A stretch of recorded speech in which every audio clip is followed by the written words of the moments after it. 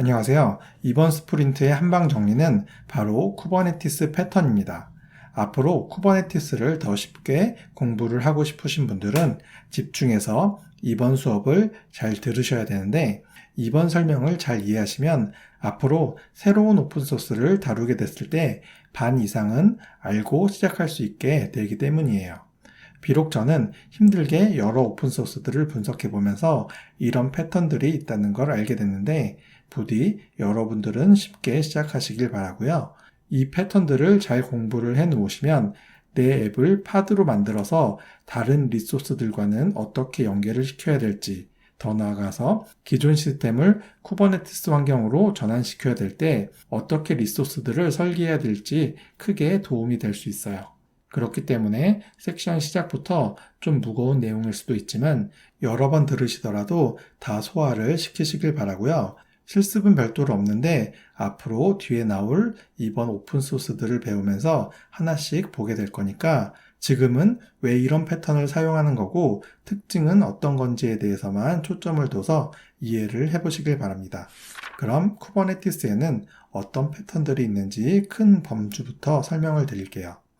먼저 쿠버네티스 기본 컨트롤러와 리소스가 이용된 패턴입니다. 쿠버네티스 기본 컨트롤러에는 디플로이먼트와 리플리카 셋이 있고, 이런 컨트롤러들에는 파드를 일반 어플리케이션으로 관리하기 위한 속성들이 있어요. 그리고 스테이트풀 셋은 파드를 데이터베이스로 관리하기 위한 속성들이 있었는데, 이렇게 각각의 컨트롤러마다 그 성격에 따른 속성을 이해하고 사용하는 것 외에 어떤 리소스들이 이 컨트롤러와 함께 사용이 돼야 되는지에 대해서도 별도로 공부가 필요했었죠.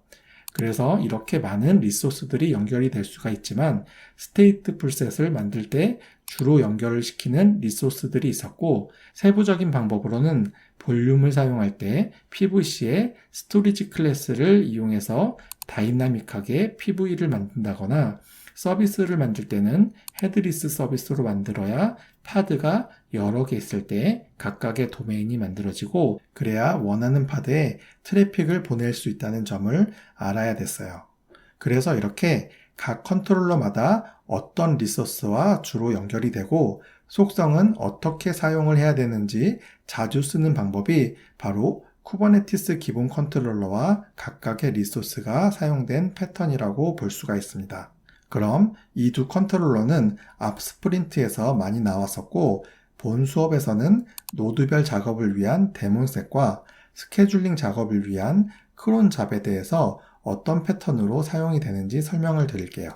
그리고 추가적으로 이런 기본적인 리소스들만으로도 사용되는 패턴이 있었는데, 스프린트 3에서 엔진엑스를 공부했었고, 엔진엑스가 어떻게 트래픽을 보낼 파드의 IP를 인식할 수 있는지에 대한 설명을 드렸었거든요.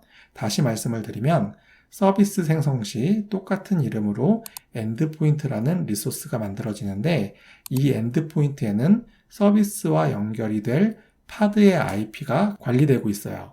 그리고 엔진엑스는 인그레스를 자동으로 감지하는 로직이 있고, 인그레스 속성에 있는 서비스의 이름으로 엔드포인트를 조회해서 파드의 IP를 알아내는 방식을 사용하고 있는데, 이렇게 서비스의 이름으로 파드의 IP를 가져오는 패턴은 많은 오픈소스들에서 사용이 되고 있습니다. 그리고 앞으로 배울 프로메테우스에서도 이렇게 사용을 하는 걸 볼 수가 있을 거예요. 다음으로 파드 디자인 패턴인데, 처음엔 파드의 컨테이너 하나로 메인 어플리케이션만 넣고 사용을 하다가 점점 부가적인 기능이 필요해지고, 그래서 여러 컨테이너들을 추가하게 됩니다. 어떤 컨테이너를 추가하게 되냐면 초기화 작업을 위한 컨테이너가 있어요. 그리고 이 작업이 메인 컨테이너의 기동을 위한 목적이기 때문에 꼭 메인 컨테이너 이전에 생성이 돼야 된다는 점이 있습니다. 그리고 다음으로 보조 작업을 위한 컨테이너도 있는데, 이건 메인 컨테이너와 역할이 분리된 추가 작업을 위한 목적이고요. 그래서 메인 컨테이너와 함께 기동이 돼야 돼요. 이렇게 본 수업에서는 이 컨테이너들이 어떤 작업을 위해서 어떤 패턴으로 사용이 되는지 설명을 드릴 거고, 또 이렇게 모든 컨테이너의 기본 작업을 위한 컨테이너도 있습니다.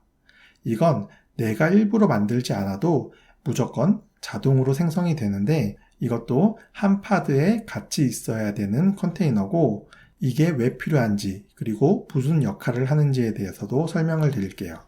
그리고 다음으로 우리는 지금까지 이런 기본 리소스들을 공부하고 사용법에 대해서 배웠었는데 CRD라고 해서 직접 리소스를 정의하고 생성을 할 수가 있습니다.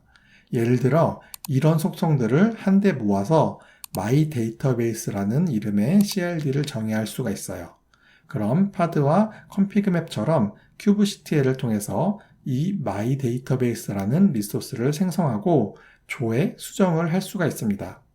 이 리소스의 kind가 myDatabase가 되는 거예요. 근데 중요한 건 여기 있는 속성들의 값을 채워서 myDatabase라는 리소스를 만들어도 특별한 동작은 수행하지 않습니다. 그렇기 때문에 CRD를 정의하고 리소스만 만드는 것까지만 하면 아무런 의미가 없는 거고요. 새로 정의한 CRD가 동작하기 위해선 또 새로운 파드를 만들고 이 파드에 myDatabase 리소스를 조회해서 여기 내부에 설정된 내용들을 토대로 특정 기능을 수행하거나 기본 리소스들을 대신 만들어주는 기능을 구현해야 돼요. 우리가 디플로이먼트를 만들면 쿠버네티스의 컴포넌트인 큐브 컨트롤러 매니저가 그걸 감지해서 리플리카 셋과 파드를 만드는 것처럼 이 myData가 생성되는 걸 감지하고 그 안에 설정을 토대로 어떤 동작을 하라는 컴포넌트가 있어야 되는 거죠. 예를 들어 이 데이터베이스에 필요한 리소스들을 만들 때 야물 파일을 작성하다 보면 중복 작업이 많고 또 실수가 생길 수가 있으니까 CRD를 이용해서 주요하게 사용되는 속성들만 myDatabase로 만들어 놓고요. 앱 하나를 만들어서 로직에는 myDatabase의 속성을 보고 각각의 리소스들이 알아서 만들어지도록 자동화를 시켜 놓을 수가 있어요. 근데 이런 방식이 오히려 더 복잡하게 느껴지죠? 이걸 사용하는 가장 큰 이유는 바로 설정을 추상화시키기 위해서입니다. 사실 배포가 목적이면 헬름만 써도 중복 작업이나 실수를 줄일 수가 있는데 오픈소스들의 경우 각각의 컴포넌트마다 어떻게 설정을 줘야 될지 정말 복잡한 경우가 많거든요. 그래서 고도화된 오픈소스들은 사용자가 쉽게 설정을 하게 하려고 설정을 추상화시킨 CRD를 새로 만들고 내부적으로 그 CRD에 따라서 복잡한 내용을 채워주는 컴포넌트를 추가로 배포를 해요. 더 자세한 이야기는 수업 중에 말씀을 드릴 건데 일단은 이 CRD를 사용하는 목적만 이해를 하시고 넘어가시면 돼요. 그럼 이렇게 쿠버네티스 기본 컨트롤러와 리소스가 이용된 패턴이랑 파드 자체의 디자인 패턴 그리고 CRD가 사용된 패턴에 대해서 간략하게 알아봤는데 이것만 잘 알고 있으면 어떤 오픈소스를 접하게 되건 그리고 내가 직접 리소스를 설계를 하게 되건 걱정을 하지 않게 되니까 이번 쿠버네티스 패턴 정리를 잘 들어주시길 바라면서 이번 인트로 수업은 여기까지 하도록 하겠습니다. 감사합니다.